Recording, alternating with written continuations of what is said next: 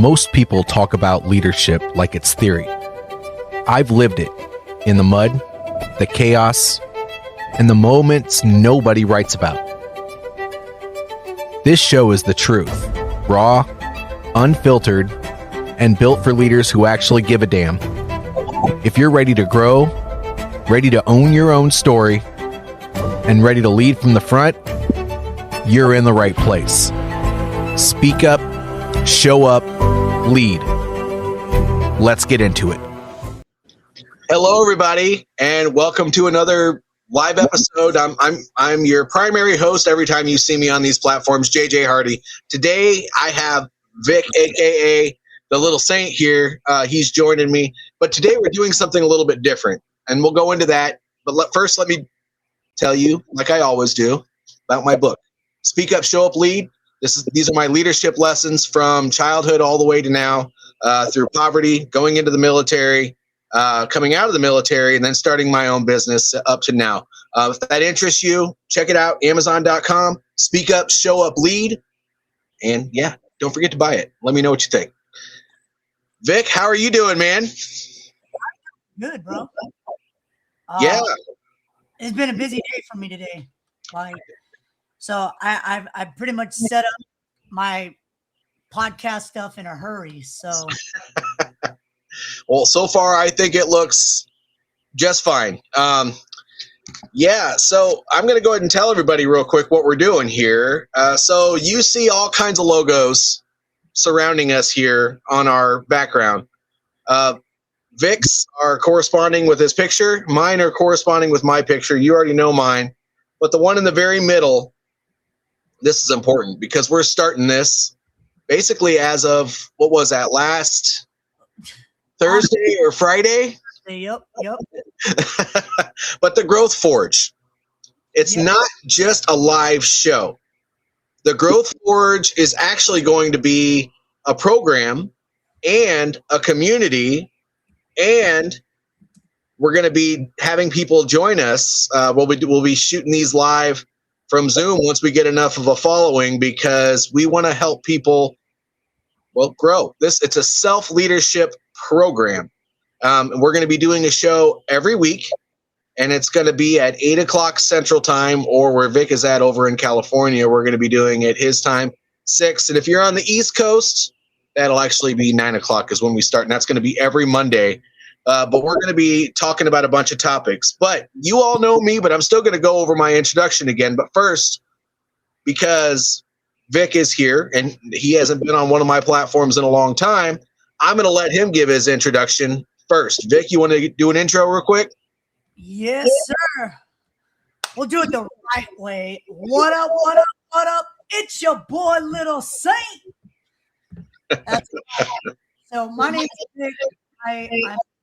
I'm excited about this because, number one, this is mine and JJ's thing, you know. Mine and JJ. We were thinking about it. I came up with the idea, like, let's get a book club. Let's do it on a podcast. And he's like, dude, that sounds like a great idea.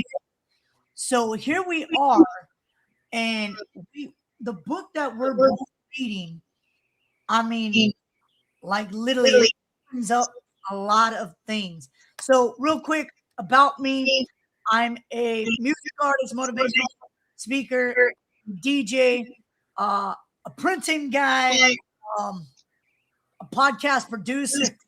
Like, the list goes on and on and on. Check out LittleSaintProductions.com. And again, this is mine and JJ's thing. If you guys want to be part of it, come on.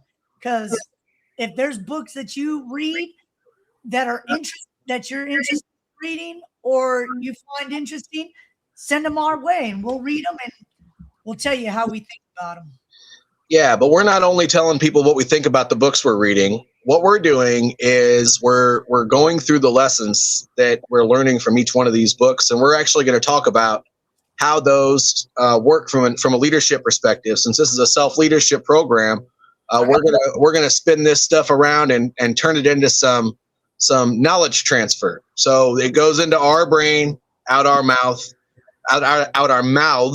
and then back to you all. And you know, this could be as interactive as you want to make it. So if anybody at any point, I'll just go ahead and put this up here, but if anybody at any point would like to join in the conversation, we'll let you in. Yeah. But it's only going to be your voice. It's not going to be the actual you. So that's the phone number you can call in and join us. But the book we were reading, well, Vic, since you're the one who picked this book, why don't you go ahead and tell them a little bit about the book? So the book we're reading, I'm also posting the Zoom, the YouTube link to everybody's thing. So the book we're reading is by Robert Greene. It's called Laws of Human Nature. Okay. Go pick it up at your nearest Barnes and Noble. We're going to be taking all the chapters and what we've learned from what we've read, and just giving you the advice, giving you meat, potatoes, and steak. You know, because to be honest, I was listening to it, JJ, and I was like, "Yo, JJ, chapter 1 got me thinking really, really insightful, opened my eyes." And JJ was saying the same thing. It's like we were on the same page. Yeah, agreed. And this book is really good. So let me go ahead and tell you what it's about so far. In the preface, in the very beginning of the book, it starts going into some really cool stuff. It talks about Pericles, who was a ruler of Athens for a while, and about it basically said how he really thought Athena was just the most amazing goddess because of her ability to just be rational and lead ethically with rationality. So that's basically the premise of this entire first chapter so far, but he goes into detail with some specifics on self-reflection, using rationale versus being rational or irrational. And it's really, really cool. I highly recommend that you guys check it out. But we're going to go ahead and talk about it. So what was your take on it, Vic? Well, my question for everybody is, and I asked you this earlier, do you find yourself rational or irrational? Do you consider, and you know what the fun thing is, this actually touched on a lot of different areas. Like it talks about children who were abandoned tend to create patterns in life without seeing the reason. You know, I know we joke about dad's not coming back, but there's an emotional point to that too. For example, I don't care.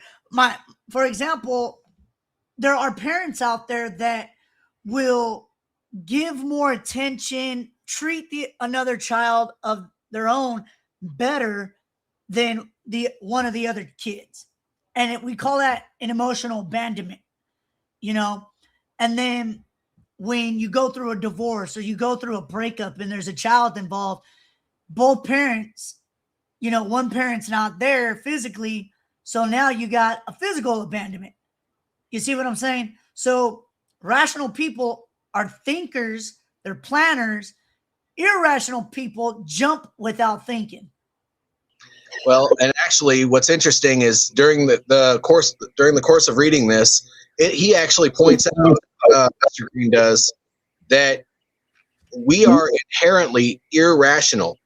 Rationality has to be learned, and when we're thinking about how we lead ourselves, we tend to try to do the best thing we can all the time, but how even that is a little bit irrational because we're doing what we think is right, and we don't always put ourselves in other people's shoes. And oftentimes, even though we try very hard to stay away from it, we're still, to a certain extent, leading through our ego, which is basically the opposite of the divine wisdom. It's actually the selfish side of us.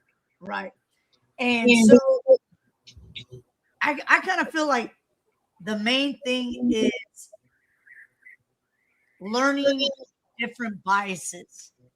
You got to learn the different biases. You know, you got to recognize it first. Recognize it. You got to.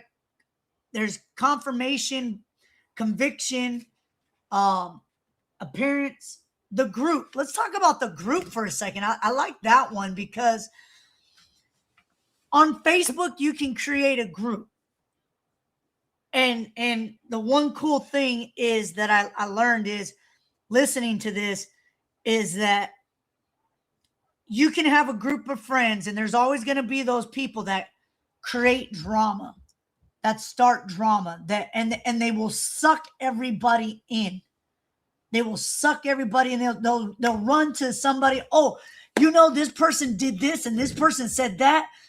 Oh, we're not friends no more. And can you know, and it's like taking sides basically, you know. I like what he also said about the horse. I know you really like that one, but the blame bias, you know, superiority bias. We got to be aware of the inflaming factors. So there's 3 different steps, but I think step 1 we should really look at recognizing biases. Number 1, confirmation bias. You know, what did you get from that one? Well, from the confirmation bias, first of all, let's break it down. So recognizing the biases is basically while we're talking about all of these things, it's part of emotional intelligence. So it's understanding a bit about what you're doing. And that's really all it is to recognize your biases and think of it like AA or anything else. When you have a problem, you can't really solve it until you recognize it, until you own up to the idea that you have a problem. But anyway, you were asking me about the confirmation bias, and you know, I'm going to refer back to my notes. You know, it very specifically laid out in here that we find the evidence we want to get our desired result. And so what that means is that it's kind of like the opposite of active listening. When you're having a conversation with somebody and you want to say something, and that person keeps on talking and talking and talking, maybe they're talking about going out on the weekend or something like that, and you already have something that you want to say that is not even related at all. And as soon as they're done talking, you speak out and say something like, if they're going out on the weekend, well, how about those bills, or something weird that's completely unrelated. Well, the confirmation bias is kind of like that when it comes to an idea. So you already have an idea of how you want the end state to be, and regardless of how much conversation you have about it, likely you're going to tell yourself that your idea is the best one, and you're probably not going to deviate too far from it. And if you think about the ego and how that controls us and makes us think that we are the only thing that matters, and our ideas are the only thing that matters, isn't it interesting how it comes very easy. I mean, say a business, right? We spend all this time putting something together, and then we hire a consultant to come in and help us get to the next level, or a coach to help us get to the next level. While those people are talking to us, how often are you thinking in the back of your mind, oh my gosh, this guy doesn't know anything about all the stuff that I've been doing to put my stuff together. And so when you get off the call, you may have put together some goals that person helped you with. But if you're not open-minded and you're not actually willing to do something a little bit different and outside of your comfort zone, then that confirmation bias is going to kick in, and you're just going to say, no, I'm just going to keep on doing what I'm doing because it's been working so far. And it's kind of counterintuitive, because in that situation, if you would drop the ego and really think about what you were trying to do when you hired that coach or consultant, don't you think that it's a ton more beneficial to put that confirmation bias and your ego to the side and actually try to do something a little bit different and keep an open mind? Yep. I kind of feel like with the confirmation bias, what I got out from it was you're confirming I'm on the right path. You're confirming what I'm doing is okay. Well, yes. But remember, this is something that we think about this is something that we're thinking inside of our head. We might not necessarily, it doesn't always translate to an action. When you think about a bias, this is like an internal belief system that we keep all the time. So, I mean, there's pleasure and pain avoidance. I mean, that's obvious. It's self-explanatory. You know, the confirmation bias, we talked about that. The conviction bias, believing that our idea has to be right. How often does that happen? The appearance bias. We see people or things as they appear to be, not as they are. And usually we do that so that we tend to, maybe we didn't want to like that person, so we see all the negative. Or maybe we did want to like that person, so we see nothing but the positive. But that's still an internal dialogue that we're creating out of thin air inside of our own head, and you got to be really, really careful with that. The group bias, going into a room, everyone's talking to you. Vic used it in terms of a community, but maybe you go into a room, you're already a little bit on an anxiety high because there's a lot of people there, and you're not necessarily used to that. You want to do the right thing. You want to make all the good impressions, but then people start talking to you and you start clinging to your ideas because you're afraid to let those, you don't want to tell the people too much about what you're doing, but maybe you should, but maybe you shouldn't. And that all goes on. And then you have this idea that you will not conform. And so your whole networking experience can just be thrown completely down the toilet. The blame bias, my goodness. I believe in extreme ownership, taking ownership for everything within your sphere of influence. And the blame bias is the opposite of that. It's placing blame somewhere else so that you don't have to own the outcomes that are actually happening in your life, which is just absolutely ridiculous. But a lot of people do it. I mean, I still do it. I guarantee, Vic, you probably still do it every once in a while. I do it. And you know what the sad part is? We play the blame game way too much. Way too much. We blame others. We blame others for our success. We blame others for the fact that we didn't get that job promotion. We blame others. We blame things, and the sad part is we're going to believe the stories that we tell each other to tell others. Oh, that's a good thing right there. Yeah. Yeah, it is. But,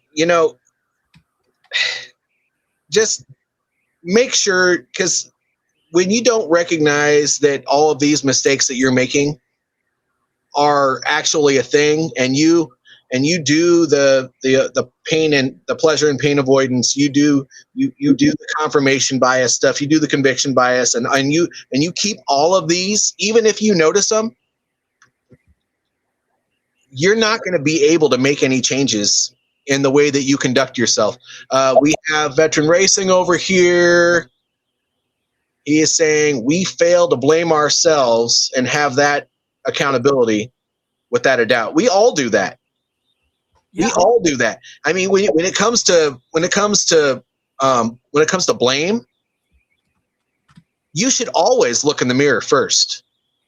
If you don't, then you're probably missing an opportunity to improve, because if you think all the external factors are the reason that things don't go the way that you expect them to go,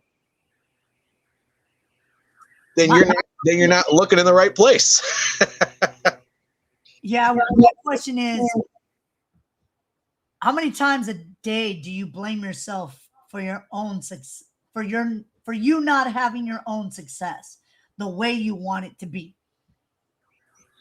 Well, definitely a lot more now that I've been in business for myself for so long. I think that when I had a position of authority inside of a business, you tend to try to find a factor to blame so that you can improve a process or whatever the case may be.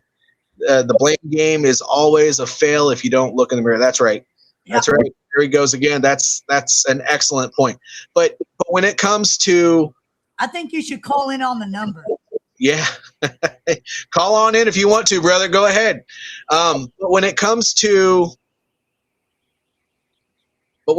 making real change, if you don't look at what you're doing, because my problem was when I was working for other people is I would still look at myself, but when I have 15 other people that I got to look out for, or 70 people that I got to look out for, and you start seeing patterns with what they're doing, you tend to look at yourself less, when in reality, that's what you should be doing first. Before I even address this situation with my team, or before I even look at the results of why this is going this way in my business, what is something that I am doing that is maybe excessive or not enough, or what is something that I can do differently? Never tell your team to do something unless you're willing to do it yourself. You know? Yeah. I'm going to go ahead and say this live, Vic. I sent you a private text, but I don't think it went through. Can you turn down? I think maybe it's your speaker that's causing that extra interference. I don't know. I have a lot of stuff going on over here. Like literally. Okay. That's why I said I got to readjust, and hopefully I can readjust by next week. So it's all good. Creating a sound?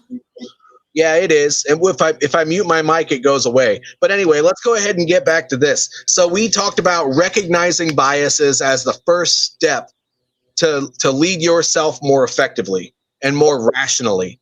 If you're trying to lead irrationally, what ends up happening, the reason that it's irrational is because you're getting emotionally involved. And although you can't keep emotions out of it, you can definitely regulate those emotions. I mean, this is all emotional intelligence stuff that we're talking about here. I mean, that's really all it is. You're on the right track. Because we dwell on fears that intensify past moments, of danger, to the point of feeling constant anxiety. Yeah, we do. And it just goes hand in hand with what you're saying. It's Mike, somebody always told me I'm depressed. And you know what the sad part is depression really real? Because honestly, I believe that anxiety and depression are made up in our minds of what we are made to think. It's a biased thing. Of course it is. Of course it is. Absolutely. Absolutely. And, that gets us to, step 2 of trying to lead more rationally. And that's to be aware of the inflaming factors. And, I can go down about half the list if you want to go down the other half here, Vic, but triggers from our past. Yeah. Sometimes you won't recognize those triggers or even recognize what happened in your past unless you have a conversation with somebody about it. But pay close attention to when you're triggered. What does that do for you? When you're triggered, what is actually happening in the background? Trace that back to other situations that are similar to that and see what they're like. Overthinking bad events or emotions. Oh my gosh. This can be used in so many different ways. First of all, when something is bad and you fly off the handle about it, or you sit there and try to rationalize that thing when sometimes it's just a bad event, what tends to happen? You run. Well, you make it worse. You tend to make it worse. I mean, think about this.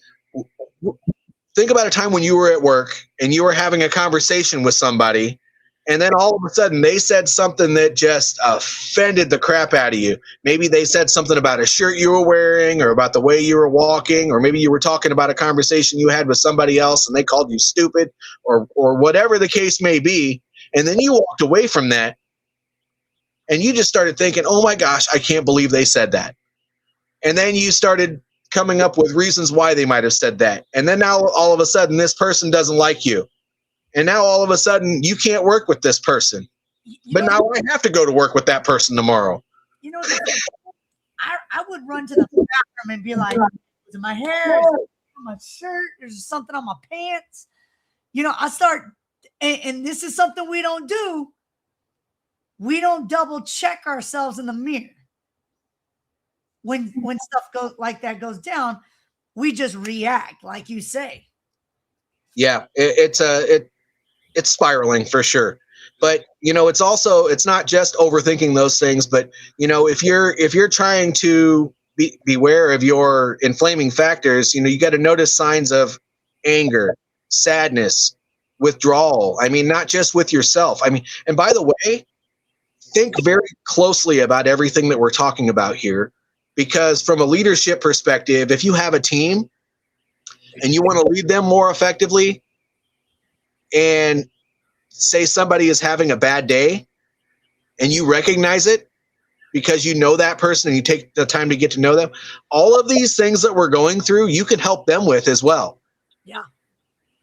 It's self-leadership. You got to lead yourself before you can lead others, but that's because when you figure yourself out, then you're more likely to be able to figure other people out. I know a couple people that are, you know, and this is where rubber meets the road. Is this first chapter talked about emotions, then it talked about the narcissistic person, and then it talks about the empath of a person, and like literally it just crammed it all in one. And one of the things that you said, trigger points early, sudden, what was the other one? Sudden overthinking bad events. Yeah. So there's always been something I've been always overthinking. Okay. Always overthinking. Am I good enough? Did I do a good job? Did I speak well? Did I present well? Am I a good leader?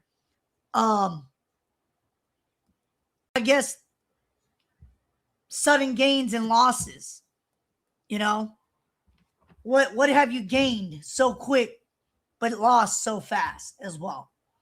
You know, everything is a mental thing. Yeah. So when that happens, how do you counteract that? When you start second guessing yourself, how do you counteract that? I just laugh. Well, why? Did you come to a conclusion of sorts, or is that just did you just say, this is dumb, I'm going to stop doing this? I would probably just laugh and be like, I give up. Walk away for a little bit, and then come back to it. You know? Interesting. So when you get to the point where you're questioning yourself as a leader, because this relates directly to what we're talking about right now. So if you question your leadership potential and you start spiraling in that direction and then you just laugh it off, there's a growth moment to recognize there. Have you ever taken the time to think about what that means in your journey and maybe what you can be doing differently and all that sort of stuff in those moments? Or what are some ways that you've been able to counteract that?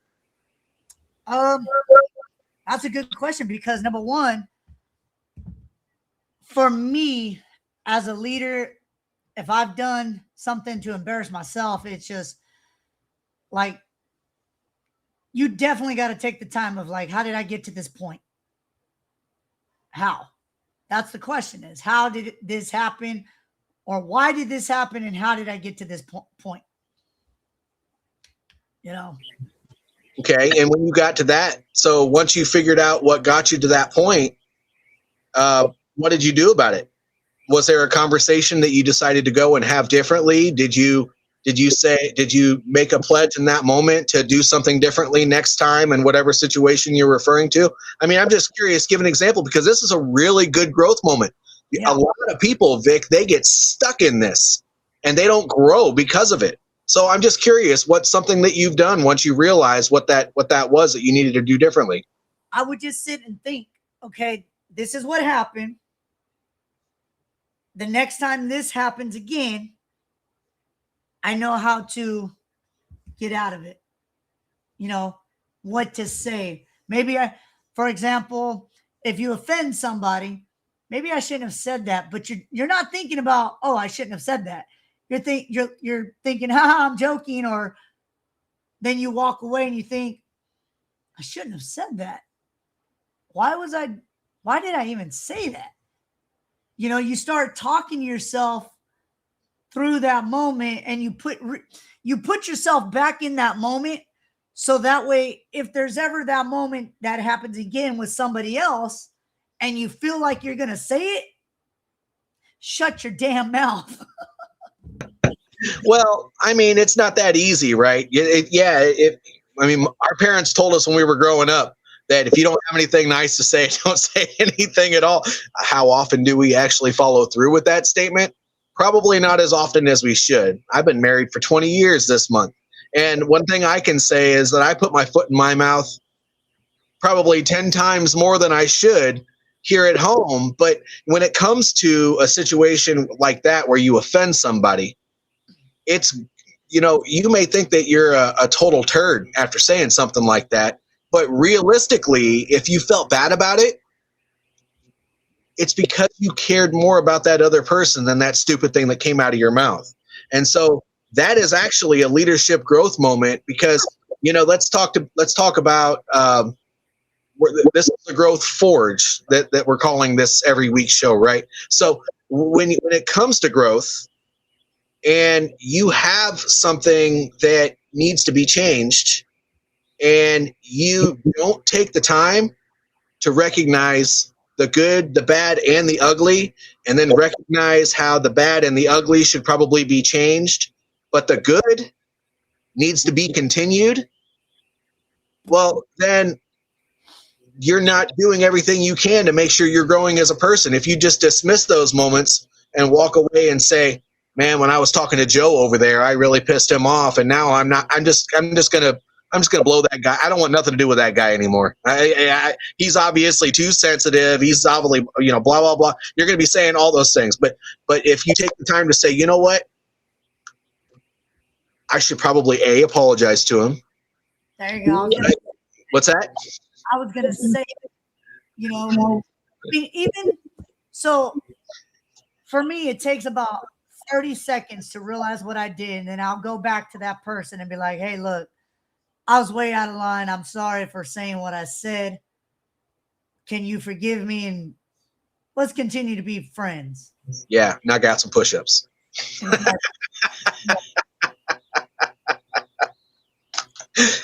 But yeah, so, I mean, that's good. I wanted to take time to kind of unpack that, because that was a really, really powerful statement that you made there. But a lot of people get stuck in a statement like that without actually doing the work to move forward from it in a way that helps them and helps whoever they're dealing with. But, you know, let's go over these other inflaming factors here. You know, people think about, always think about why you act, why you think or act, and why you blame, why you believe or feel, how you resist others that are providing rationale, which that's not always easy. Let's think about that for a second. So resisting others that provide rationale. Why would you resist others that are providing rationale? That was a good question. Because they're saying that maybe you think that they're trying to say that what you're already doing is wrong. Maybe they're bringing up something that you haven't thought of, and that somehow makes you less of a person. Yeah. Does it? Absolutely not. But sometimes, like, especially in our business, we tend to think that, you know, we have a handle on things. But when somebody brings up something super obvious and rational that we could have been doing this whole time, now we're thinking, is this person a better business person than I am? Should I be really examining everything that I'm doing? Oh my gosh, my website is horrible. Oh my gosh, I didn't post yesterday. Oh my God, it turns into a whole bunch of things. It becomes, you're going to start playing life on the safe side. Yeah, as a matter of fact, well, you might, but on the other side of that, because that person, he said, understanding vulnerability is okay. Yeah, of course it is. That's a growth moment, but putting that aside and actually addressing that instead of just, that's what these inflaming factors are all about. If you don't address those things and you just let them roll off and you don't think about them when they happen, then you're never going to be able to figure out what the biases were that got you there. What activating event from your childhood? What acting event from your young adulthood? Maybe you had a bad experience at a past job.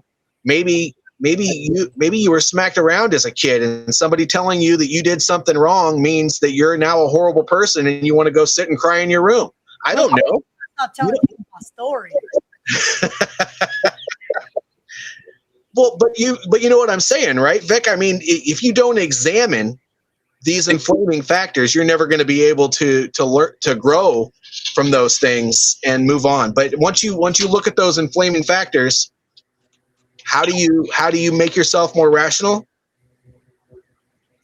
Well, you be intentional about fixing them. So obviously the first step is going to be owning up to the fact that these things exist.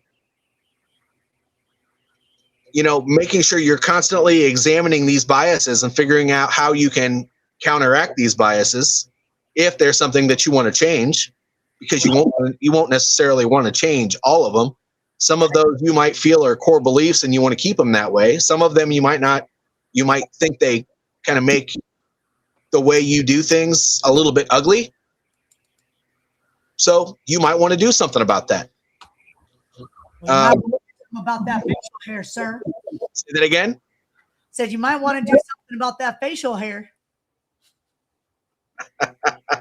Okay, well, I'm trying. I'm trimming it up and everything, man. It's interesting, but when it comes to growth and being rational versus irrational, once you start noticing that you're doing something that's a little bit irrational, and you can kind of, based off of what we just read in this week in this book, maybe it fits in one of those biases. And when you think about that bias, what activates that? What activates that event? And then the strategy is to figure out a way to counteract that and fix it. And sometimes it's bringing up the activating events that make that happen. Sometimes it's just talking through it, maybe with a friend or a therapist or a coworker or whatever the case may be. But you got to do it. I got to bring this up real quick before we go on to the next topic here, Vic. But you brought it up earlier, the horse and the rider concept. Yes. So I thought this was very interesting, and I'm sure you and the audience are probably going to be like, well, I've heard of that before, but guess what? Until 3 days ago, I had not. So the horse and the rider concept is basically, a horse is a wild animal. They just go, go, go, go, go. And when they're big and they're strong and they run basically off adrenaline and they go. They're very intelligent animals. I wouldn't necessarily consider them dumb, I guess, but they just kind of go in whatever direction they go. Now, when you're the rider, you're in charge of that horse. And if you just let that horse run wild, and now think of that horse as the irrational self, then sometimes as the person who's controlling that horse, we just have to get that horse in check and point it in the direction that we want it to go. Maybe we want it to ride a little bit faster. Maybe we want it to ride a little bit slower. But we are in control of ourselves. And so, if you think of Stoicism, they said we're only in control of our thoughts and actions, not outside events. Well, that's what the horse and the rider is. You know, the horse is the outside events, and maybe you going off the rails a little bit, and you as a rider, you need to pull that back together and control what you're doing. I thought that was a very interesting concept, and I wanted to bring that up. Yeah. But you said you wanted to talk about something else. What was it I wanted to talk about? I don't know. I think you said something about sharing your story. Oh, yeah. So a lot of people don't realize that I am a product of alcohol. So in 1986, I was born in 1986 to a mother of 13 kids, and yeah, 13. I know I'm probably gonna get smacked by this when I say it, but it was a water slide by the time it got to me. By the time I was born, anyways, I was born with a disability called fetal alcohol syndrome, and my mom was an alcoholic. When I was adopted out, I was adopted into a family where my adopted dad was a drinker as well. Well, his brother was a drinker, and basically I became a drinker. But here's the cool thing, and I'm going to tell you this. I believe that me sharing this story with you goes hand in hand with this book, because it's all about breaking chains. You know, mentally, you're gonna get those people that say, choose me to be your friend. You know, I broke the chain of drinking, 5 months sober. Okay. And I share that with you because of the fact that, number one, everything in life is a mental game. It's a mental game.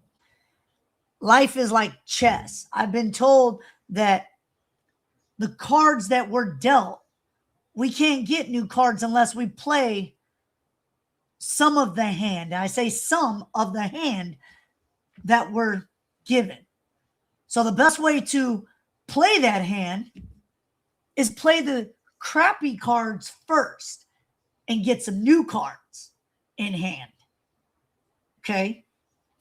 So I was dealt with the fact that my mom was an alcoholic. She wasn't around when we needed her. She was probably into drugs. She was probably going out all hours of the day and night. That's why all 13 kids got taken away. But then I get adopted and I get placed into a home where the dad is a drinker. The brother is a drinker. The grandfather is a drinker. You see what I'm saying? I was dealt a crappy hand. But guess what? I played the crappy cards to get better ones.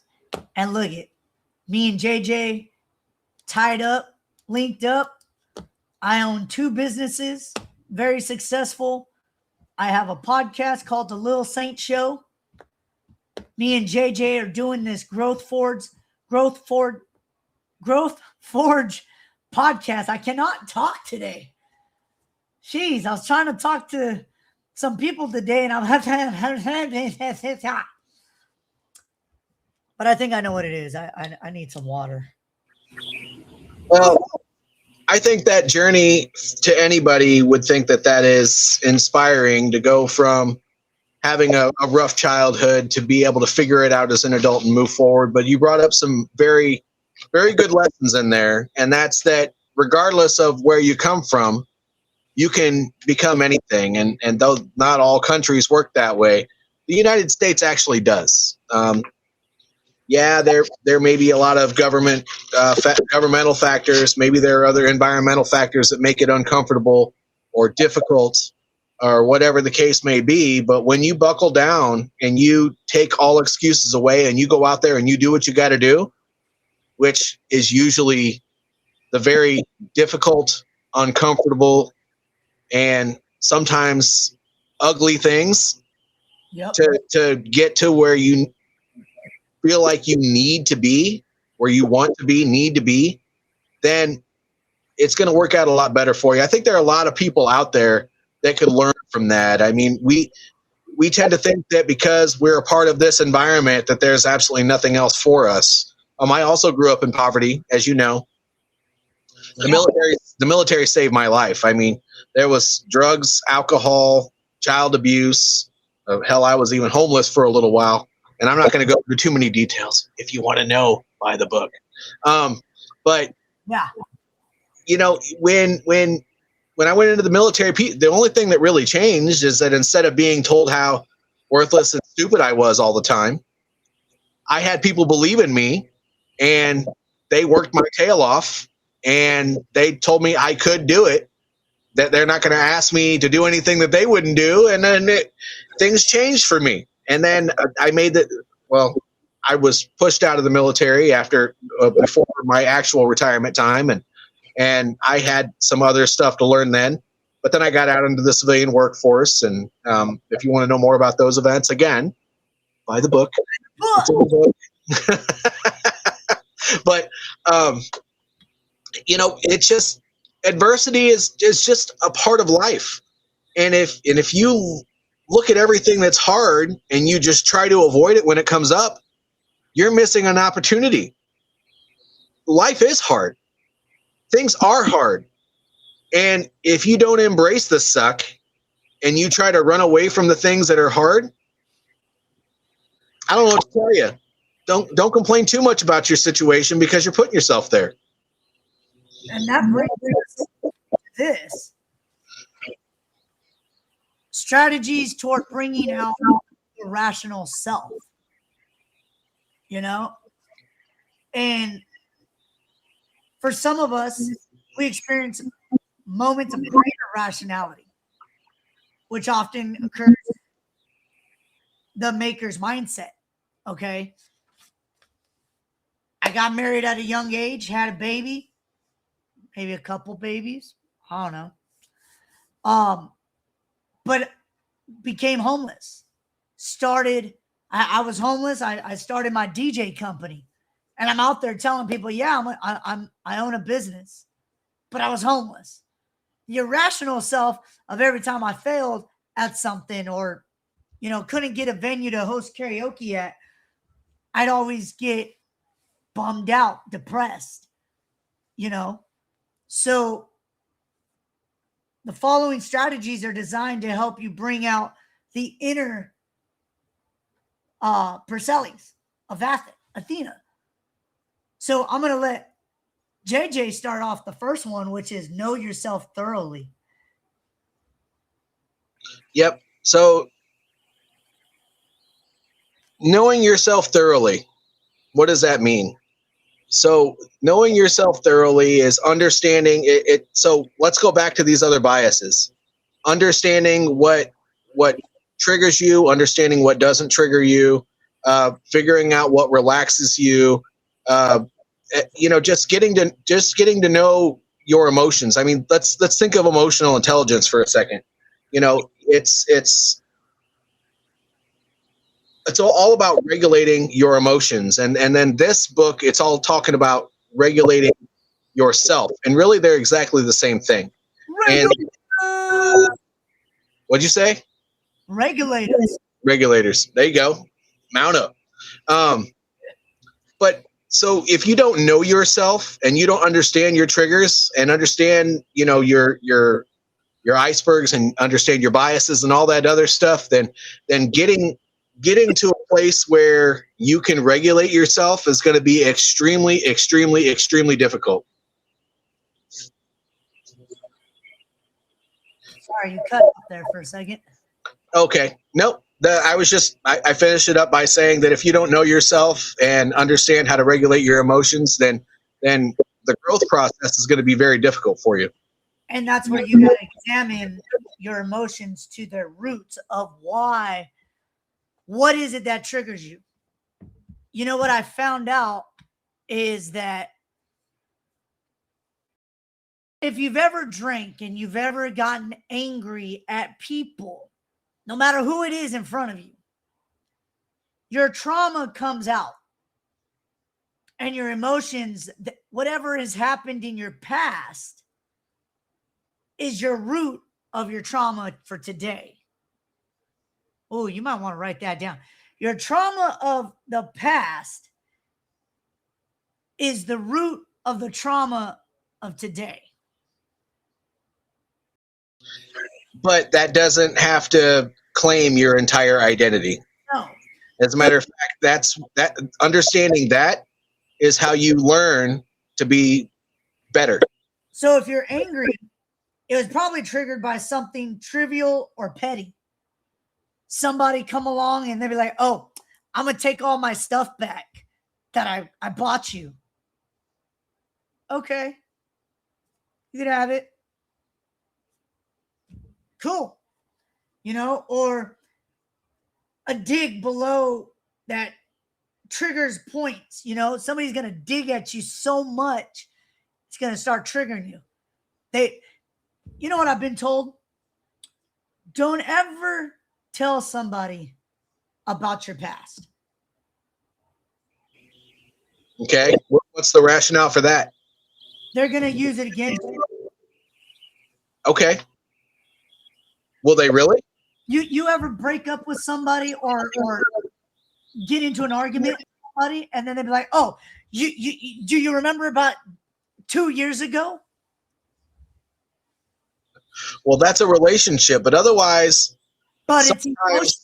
It's the emotions that are flying, both of your emotions, and there's things that triggered her or him.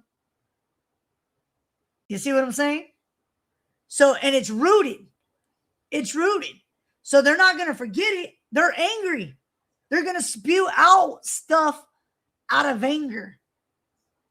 There's times when my girl like spewing stuff out of anger, and it, to be honest, it would piss me off. And I would hold a grudge. Yes, spiteful. I would hold a grudge for like 2-3 days, and then I would message her or talk to her and be like, hey, you know, I didn't like that, what you said. So you need to look this square in the eye and do, like, again, you need to record self-assessment with ruthless objectivity. Yeah, but let's go back to what you were just saying, though, because sometimes you can share your past with other people. Let's look at that from a leadership perspective, because sometimes when you have a hard time getting a relationship with somebody, whether it's an employee of yours or maybe it's a new friend or whatever the case may be, sometimes sharing that bit of your past and a little bit of vulnerability can actually help you kind of get past that initial layer with that person that may not trust you until you show a little bit of humanness. And yeah, actually, Veteran Racing right here said it really well. You also have to be vulnerable with whomever you're sharing your life with. Yeah. Yeah. So you don't hide yourself just because you don't want them to bring it back on you. If they're bringing it back on you, that's on them. That's not on you. Right. What about the increased reaction time? Let's see. So a lot of people get defensive and unable to learn or progress from these moments. You know, how many times has your emotions flew? You know, you and I, we get to that moment of we get vulnerable with each other and we talk about things that I would walk away and be like, huh, this is a relationship with me and JJ, and you've told me things that were vulnerable and I could relate. And it's like, dude, you know? Yeah. So like we both agreed earlier, reading this book, it was more of a self-assessment. You know, I don't need to do that, but I need to get up and walk, go outside, take a deep breath. Well, actually, the us reading this book was one way for us to have an excuse to get on here and go live and have a conversation with everybody else. Plus, we wanted to do a book club, but we're not going to necessarily do a book club. We're gonna be doing self leadership programs through the Growth Forge. Which actually, this is probably a good time to bring that up, if you don't mind, Vic. So, okay, we're at a party. So what I will say, the Growth Forge is, like I said in the beginning of the call, it's more than just a call that we do once a week on Mondays. We have a Facebook group that I'll link down in the comments here. And then once we get 2 or 3 people who are interested, we're actually going to start a paid program. For the first 8 people, it's going to be $49 a month. And we're actually going to have a structured set of calls that we do where every week we come up with an outcome, and then every week when we come back, we have accountability.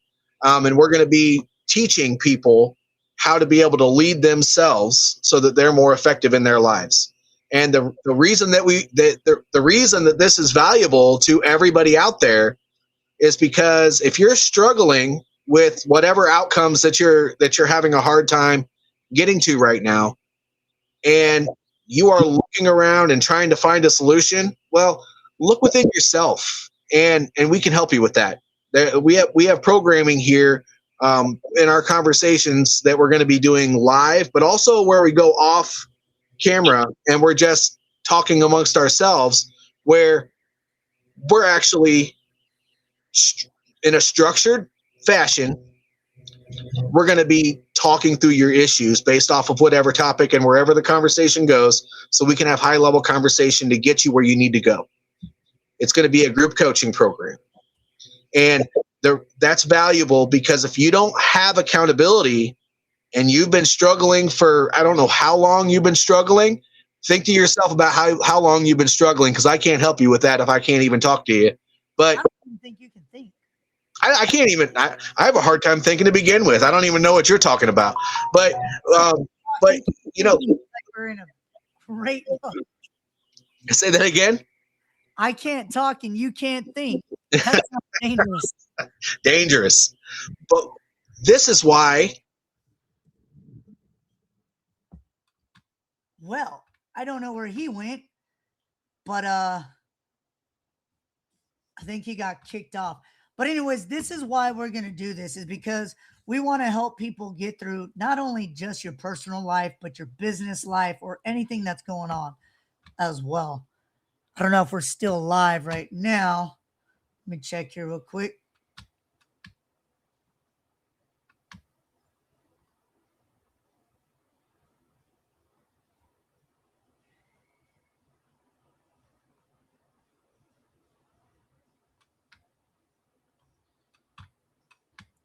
Shows that we're still live. Awesome. Awesome. Hold on. I don't know where he went. Let me but if you guys want to call in right now and talk and everything, we can get you on.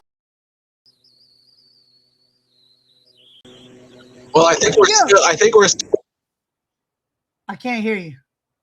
Oh, I don't know what happened to everybody. I apologize. My power went out, my lights blinked, and then I had to turn my computer back on and load back in. So I apologize for that. But anyway, JJ. But we really don't have anything else other than to say that if you're interested in joining us, you got to shoot me a DM. And if you're watching this and you have Vic's contact information, shoot him a DM. Again, once we get to 8 people, we'll be raising the price a little bit just because we're trying to get people interested, but it starts off at $49 a month. And we'd be happy to have you. If you're having a hard time getting to that next step, that's what me and Vic are here for, is to help you with a little bit of accountability. Vic, before we roll out of here, do you have any closing comments that you'd like to share? I just want to say this to everybody out there. You know, things are tough. I know we didn't get to a lot of it, but a couple things. Number one, what is affecting your relationship with friends, coworkers, and the person you're with? I'll tell you the number one thing, and we didn't touch on this at all. I want to touch on it a little bit. Is social media. Social media. You know what? I see this so many times is that people become narcissistic because they've seen so much social media. They don't know how to go from fiction to reality. You know what I'm saying? Is like they like I don't know if you've ever been in the experience of when you go into a restaurant, what are people doing? They're on their phones. How many times you go to bed together? Who's on their phone? You or them? You know, Both. yeah. And you know what? It's pulling the relationship away. And that's the thing. So the one thing that I realize is social media and it is making people irrational. Seriously. Well, part of the problem is, Vic, is that, our patience level has dropped significantly ever since social media really started picking up, and now you have to get people's attention in the first 10 seconds, otherwise you don't have them. I mean, we live our lives going from one reel to the next reel to the next reel, and a lot of people think that what other people are talking about in these reels are the truth. Yeah. And oftentimes they don't do any research. I know this is common with my kids. They come up to me after they watched a reel, or they'll send me something, and then I'll do the background research because I'm like, wait, what? No way. And then I'll get the full picture. But when I have a conversation with them, they're still stuck in what was being said in the reel. And so what I challenge people to do is, okay, fine. If social media is a place where you like to spend your time, please spend time there. Otherwise, you wouldn't be seeing this video in the first place. Exactly. But I'm not against social media. I'm just saying there should be like, yeah, but it's a tool, man. It's a tool. It's a tool to keep in touch with your friends, provide a little bit of entertainment. But when it comes to stuff that may or may not be factual that's going on in the world, and you're using social media as your primary means of information to keep yourself up to date with stuff in the world, you're in trouble. I just want to let you know that you're in trouble. The saying that I always used to tell my troops and my employees when I had jobs is you can trust, that's fine, but make sure you verify, because if you don't verify, then you're the fool. So that's kind of how that works. Yep. What are your closing remarks? My closing remarks are, when it comes to self-leadership and being irrational versus rational, make sure you know yourself. Make sure you're giving yourself a little bit of grace when you make mistakes. Don't look at anything that we've talked about in this video as a guide to make you feel sorry for yourself. Give yourself some grace. Improvement doesn't happen unless you look at the positive side of every experience. That's how growth happens. You don't grow unless you see where to grow. If you look at the negative and you dwell on the negative, you'll stay in the negative. If you look at the positives and negatives, you lean into the positives and use those positives to help you learn and grow and become a better person, well, then that's what you'll become. But if you stay negative, you'll always be negative. Don't get stuck there, because it's easy. I call it the failure loop. A lot of people get stuck in their current situation because they don't understand how to see the brighter side of things. There are many practices you can do to see the brighter side of things, but the basics of it all is that positivity wins. If you look at the opportunity to grow in every bad situation, then you'll always find the opportunity to grow in every situation. Here's something too. Do a 30-day positive challenge. Positivity challenge. Post something positive every day. Think of something positive. Write it down. And see what happens. And if you have a family at home, at the dinner table every night, when everybody gets home from work and school and everything else, just go around the table and ask what's one good thing that happened with you today, and make everybody share. That's right, make, because your kids are going to look at you like, oh, we're doing this again. Yeah. But once they get used to it, it's actually a fun little thing that you can do as a family. And then it's not so weird anymore. But I mean, that's one thing that worked well for us here at our household.